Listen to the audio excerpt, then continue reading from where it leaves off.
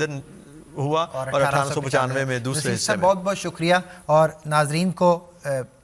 خاص طور پہ جماعت احمدیہ کے بارے میں تحقیق کرنے والوں کو جہاں تک ہماری یہ آواز پہنچ رہی ہے یہ سوچنا چاہیے کہ اسمعوا صوت السماء جاء المسیح جاء المسیح۔ ناظرین کرام، جس طرح کہ میں نے پہلے بھی عرض کی کہ جماعت احمدیہ کی آفیشیل ویب سائٹ الاسلام.org ہے،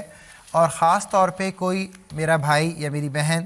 جو خاص طور پہ حضرت مرزا غلام احمد قادیانی مسیح موعود و مہدی موعود علیہ الصلوۃ والسلام کے دعویٰ کو جاننا چاہے، آپ کی کتب کو پڑھنا چاہے، تو اس کے لیے بھی میدان کھلا ہوا ہے۔ روحانی خزائن کے نام سے تمام کتب الاسلام.org پہ موجود ہیں، آپ ان کو پڑھ سکتے ہیں، خود آپ جانچیں اور خود پڑھنے کی کوشش کریں۔ حافظ مشہود صاحب، اگلا سوال، کیونکہ ہم حضرت مسیح موعود علیہ الصلوۃ والسلام کے زمانے کی علامات کا ذکر کر رہے ہیں، عارف الزمان صاحب کا ہی سوال ہے، میں آپ کے سامنے پیش کرنا چاہوں گا۔ اور کئی لوگ یہ سوال پوچھتے ہیں، وہ یہ پوچھتے ہیں کہ حضرت مرزا صاحب، حضرت مرزا غلام احمد قادیانی علیہ الصلوۃ والسلام قادیان میں کیوں مبعوث ہوئے، عرب میں کیوں نہیں ہوئے؟ اس کا پہلا جواب تو یہ ہے کہ اللہ تعالیٰ نے قرآن کریم میں ایک عمومی بات بیان کی ہے، اور وہ بات یہ ہے، اللہ تعالیٰ فرماتا ہے اللہ اعلم حیث یجعل رسالتہ، اللہ تعالیٰ بہتر جانتا ہے کہ کس کو اس نے اپنی نبوت سے سرفراز کرنا۔ اور حضور صلی اللہ علیہ وآلہ وسلم نے بھی خطبہ جو دیا تھا، آخری خطبہ حجۃ الوداع کا، اس میں یہ فرمایا تھا کہ کسی عربی کو کسی عجمی پر کوئی فضیلت نہیں ہے، اگر کوئی فضیلت کا معیار ہے تو وہ تقویٰ ہے۔ تو عرب میں آنا یا عجم میں آنا یہ معنی نہیں ہے، اصل چیز یہ ہے کہ خدا تعالیٰ نے کس کو مقرر کرنا ہے۔ اگر پنجاب میں ایک شخص ایسا ہے جو تقویٰ کے اس مقام پر ہے جو نبیوں جیسا، تو اللہ تعالیٰ نے اس کو بنا لینا ہے۔ اب حکمتیں کیا ہیں؟ ہاں، یہ سوال ہو سکتا ہے کہ اس میں حکمتیں کیا تھیں۔ اس میں حکمتیں یہ تھیں کہ آنے والے کے بارے میں قرآن کریم میں اللہ تعالیٰ نے فرمایا تھا وَإِذَا الرُّسُلُ أُقِّتَتْ، کہ رسولوں کو ایک وقت مقررہ پر جمع کر دیا جائے گا۔ اب آپ یہ دیکھیں کہ جتنے بھی ادیان ہیں ان سب میں حضرت مسیح موعود علیہ السلام کی آمد کا کچھ نہ کچھ تصور پایا ضرور جاتا ہے۔ بدھ مت والے تھے تو وہ حضرت بدھ کی آمد ثانی کے منتظر تھے،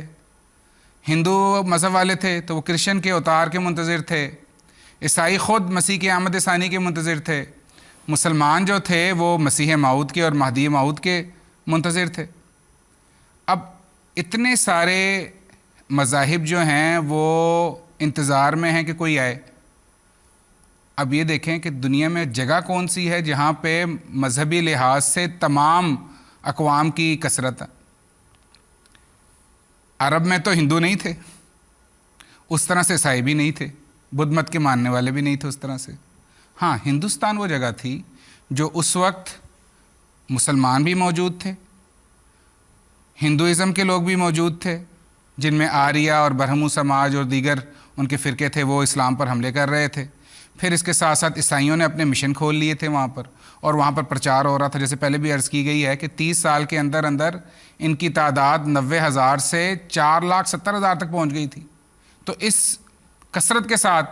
یہ مسلمانوں کو وہاں پر بہکا رہے تھے، اور بلکہ اپنے فلسفے اور اپنی عقلی دلائل کے ذریعے سے یہ لوگ کہتے ہیں کہ جو شرفاء کے گھرانے کے بچے تھے وہ ان کی باتوں میں آ جاتے تھے اور مسجدیں چھوڑ کر یہ گرجوں میں بیٹھے ہوتے تھے، مسلمان علماء پادری بن رہے تھے۔ تو یہ سارا ماحول تھا جو اس وقت ہندوستان کا تھا، اور ہندوستان وہ جگہ تھی جہاں پر خدا تعالیٰ نے مسیح موعود و مہدی موعود علیہ السلام کو مبعوث کیا،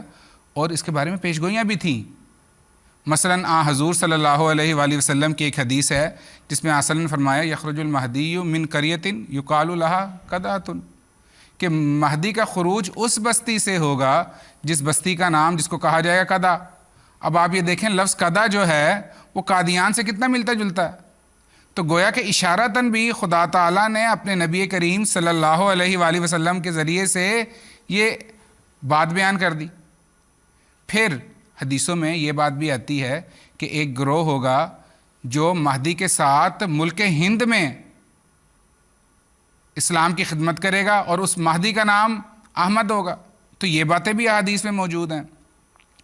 پھر جو دجال کے قتل کی باتیں ہیں وہ جو احادیث صحیح مسلم میں بیان ہوئی ہیں کہ مسیح موعود علیہ السلام جو ہیں وہ دجال کو قتل کریں گے، تو ان کا قتل ہونا بھی باب لد پر ہے۔ حضرت مسیح موعود علیہ السلام جس جگہ مبعوث ہوئے ہیں جو قادیان ہے، اس کے قریب ترین جو جگہ ہے وہ لدھیانہ ہے، اور لدھیانہ جو ہے وہ عیسائیوں کے جو مشنز تھے ان کا گڑھ تھا، اور نام لدھیانہ اور باب لد پر جنگ ہونا، لد کا مطلب ہی جھگڑا ہے،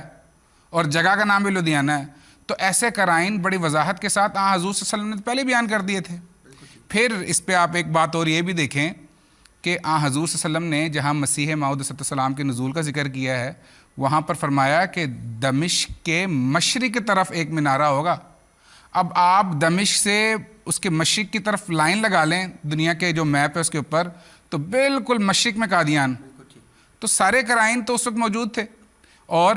آخری بات جو سب سے پہلی بات تھی، اللہ اعلم حیث یجعل رسالتہ، اللہ بہتر جانتا ہے کہ کس کو کس وجہ سے کیا مقام دینا ہے۔ بالکل مشہور صاحب، جس طرح آپ نے ان علامات کا ذکر کر دیا، ان احادیث کا ذکر کر دیا، ان اشاروں کا ذکر کر دیا، ہمارے سننے والوں کو غور کرنا چاہیے۔ جب حضرت صلی اللہ علیہ وسلم اس دنیا میں مبعوث ہوئے تھے تو آپ پر بھی یہ اعتراض کیا گیا تھا کہ مکہ جیسی بستی میں سے کیسے ایک نبی مبعوث ہو سکتا ہے، لیکن اللہ تعالیٰ جس کو جہاں نبوت کا درجہ دینا چاہے وہ دیتا ہے، اور یہ بھی اللہ تعالیٰ کی شان ہے کہ بظاہر ایک گمنام بستی میں اللہ تعالیٰ اپنے نبی کو مبعوث کرتا ہے اور پھر وہ بستی پوری دنیا میں مشہور ہو جاتی ہے۔ تمام انبیاء کے ساتھ یہ سلوک ہوا، سب سے بڑھ کر آقا و مولا حضرت محمد مصطفیٰ صلی اللہ علیہ وسلم کی یہ شان کہ مکہ جیسی گمنام بستی میں آپ مبعوث ہوئے، اور اب دنیا کے کونے کونے میں لوگ مکہ کو جانتے ہیں، اور پھر اسی پیروی میں حضرت بانی جماعت احمدیہ حضرت مرزا غلام احمد قادیانی علیہ السلام قادیان کی گمنام بستی میں مبعوث ہوئے، اور پھر اب قادیان پوری دنیا میں جانا پہچانا جاتا ہے۔ ایک دفعہ پھر ہم کوشش کرتے ہیں اور عبدالسمیع خان صاحب سے بات کرتے ہیں۔ السلام علیکم عبدالسمیع خان صاحب۔ وعلیکم السلام ورحمۃ اللہ